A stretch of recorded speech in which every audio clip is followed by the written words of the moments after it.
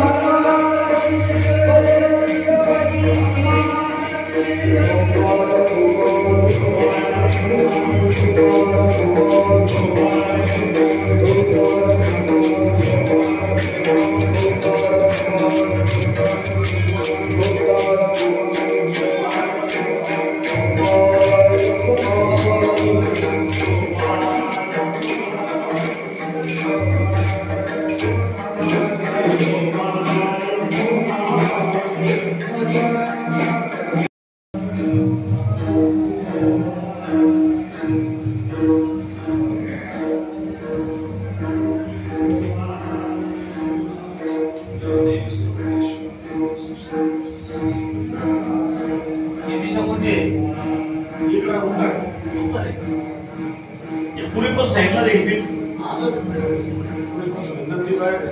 Nandi bye आहे तो पिंड थोडी साइडला असेल सेंटरला नाही।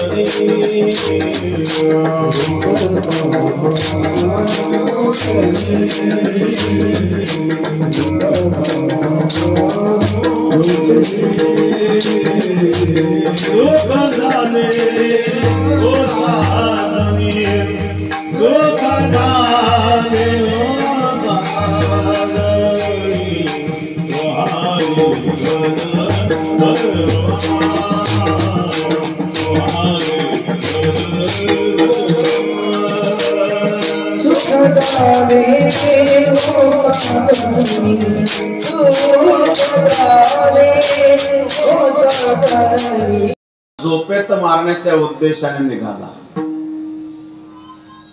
पण भगवान आहेत महाराज।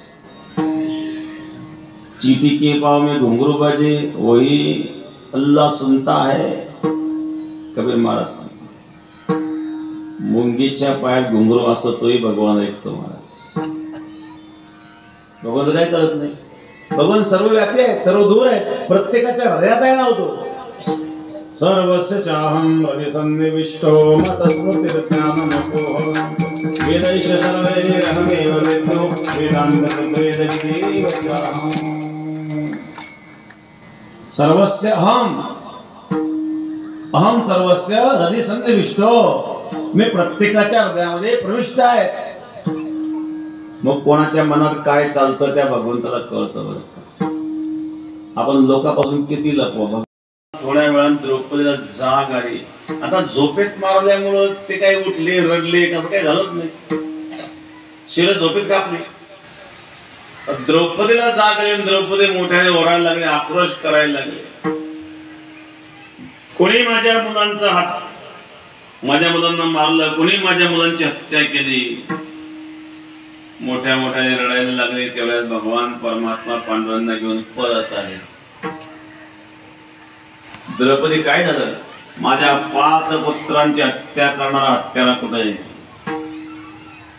अर्जुनाच्या लक्षात आलं। अर्जुनाने अश्वत्थाम्याचा पाठलाग केला आणि अश्वत्थाम्याला बांधून द्रौपदीच्या समोर हजर केलं। द्रौपदी, तुझ्या 5 पुत्रांची हत्या करणारा हत्यारा तुझ्या समोर आहे, सांग गेला।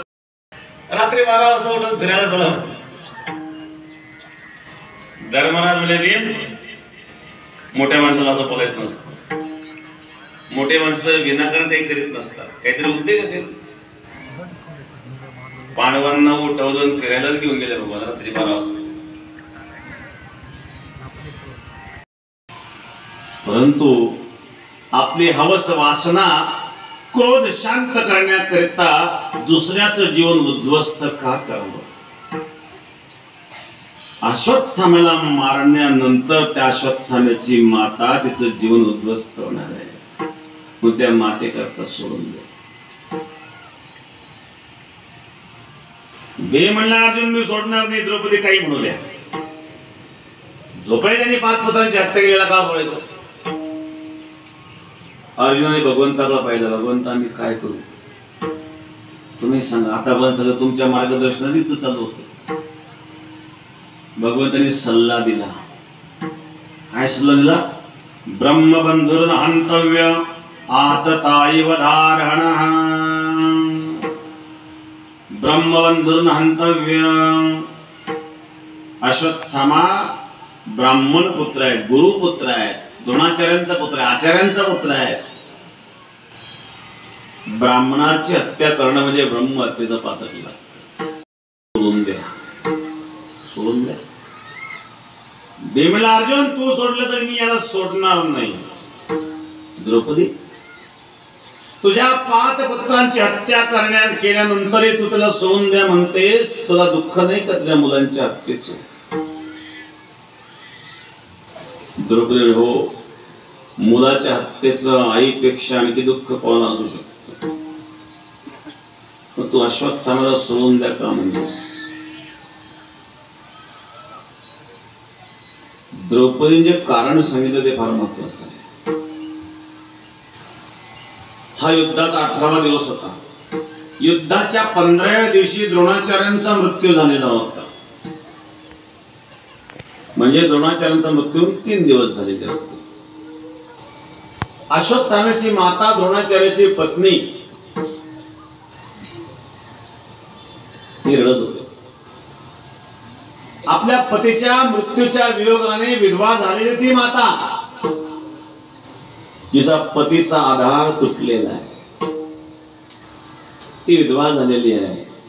पतीचा मृत्यू 3 दिवस झालेले आहेत आणि आता जर तुम्ही मुलाला मारलं तर ते आईची काय अवस्था आहे?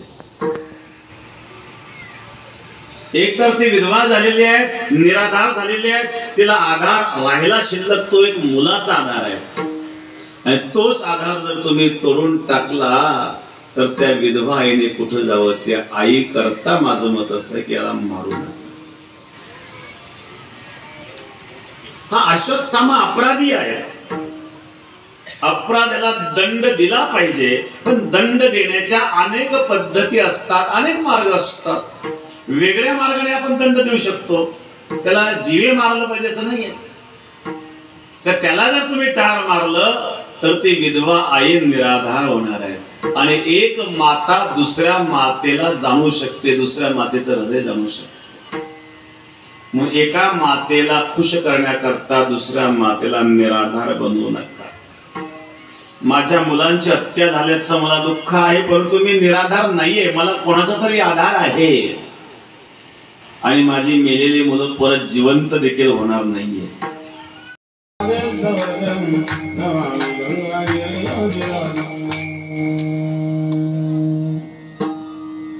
शुचिः शीलः समदक्षः सप्रतापजितेन्द्रियं तं नारायणगिरिं वन्दे सच्चिदानन्दविग्रहम्. योगराज सद्गुरु गंगागिरी महाराजांच्या कृपेने, सद्गुरु श्री नारायणगिरी महाराजांच्या आशीर्वादाने अखंड हरिनाम सप्ताह ग्रंथराज ज्ञानेश्वरी पारायण 16 वर्ष 47. सांगत आहे काल्याच्या कीर्तनाने समस्त ग्रामस्थ, समस्त भजनी मंडळ, समस्त तरुण मंडळ, राजुरी हनुमान मंदिर, दक्षिणमुखी हनुमान मंदिर, ग्रंथराज ज्ञानेश्वरी पारायण 16 संपन्न झालेला आहे. कीर्तन महोत्सवही संपन्न झालेला आहे. वर्ष 47 आहे.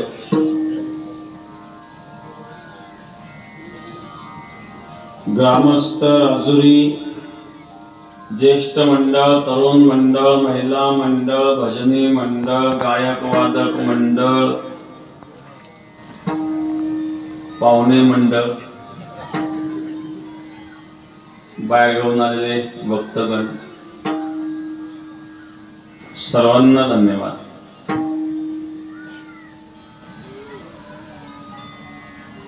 आपल्या दोन महिला मंडळ पूर्वी सेवा यायचं पण बंद पडलं. मंडळ बरेच मजा यायच्या सेवेला, घरी काम वाढले वाटतात.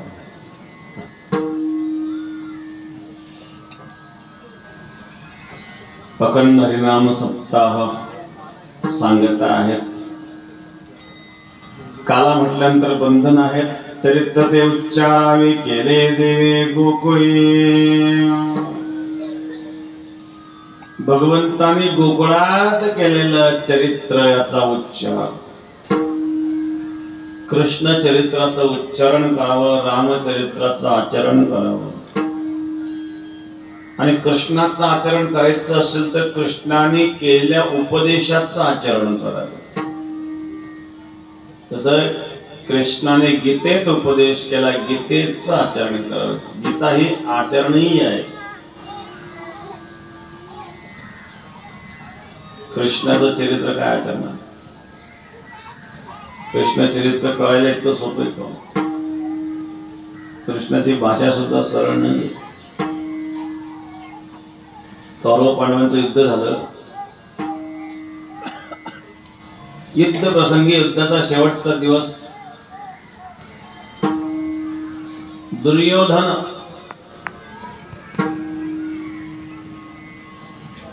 घायाळ झालेला होता भीमाच्या गदाने. 18 दिवस होतं युद्धाचं. सायंकाळ झाली, दुर्योधन रडायला लागला. मला माझ्या मृत्यूचा भय नाहीये.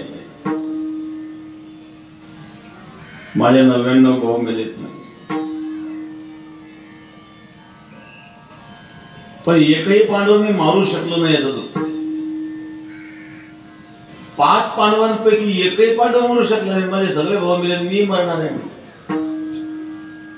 याचं दुःख आहे, मरण्याचं दुःख नाही. आपल्या पराक्रमात काय अर्थ राहिला?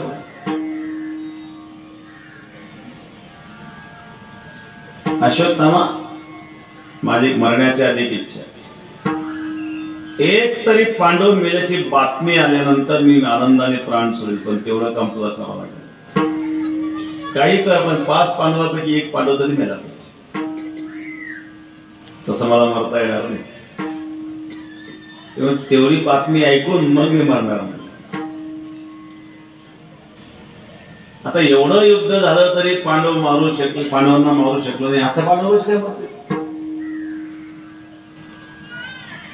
रात्र झाली, अंधार पडला. अश्वत्थाम्याला एक दृश्य दिसलं. एका घुबडाने अनेक कावळे रात्री झोपेत मारून टाकले. कारण कावळ्याला रात्री दिसत नाही आणि घुबडाला दिवसा दिसत नाही. बर का? म्हणून कावळे दिवसा घुबडाला मारतात आणि रात्री घुबड कावळ्यांना मारतात. याला काक उल्कन न्याय म्हणतात. काक म्हणजे कावळा, उलूक म्हणजे घुबड. जो दुसऱ्याच्या कमजोरीचा फायदा घेतो त्याला घुबड किंवा कावळ्याच्या वृत्तीचा म्हणतात. ही कावळ्याची घुबडाची वृत्ती, दुसऱ्याच्या कमजोरीचा फायदा घेणे. घुबडाला दिवसा दिसत नाही, वटवा घोडा दिवसा दिसत नाही. आपल्याकडे बेटामध्ये ते गंगेच्या काळ वळाचं झाड, तिथं खूप वटवागली. असे ते कावळ्याच्या आणि त्या घुबडाचे सारखे भांडण सुरू राहते सकाळी सकाळी.